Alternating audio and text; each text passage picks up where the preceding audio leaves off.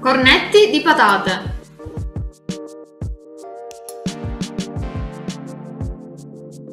Dopo aver cotto le patate con la buccia per una ventina di minuti, le ho ridotte in purea con lo schiacciapatate. L'ho lasciate leggermente raffreddare, l'ho versato in una ciotola ed ho unito la farina, le spezie ed il parmigiano.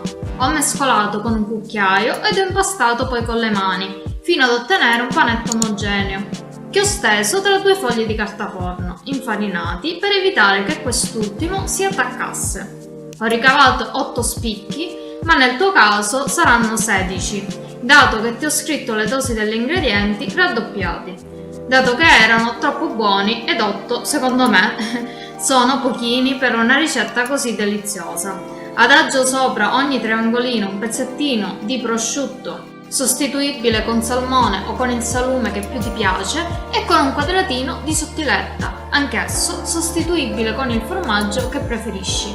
Mi bagno leggermente le mani ed arrotolo ogni spicchio su se stesso, partendo dalla base, e pizzico i lati per evitare che il ripieno fuoriesca durante la cottura.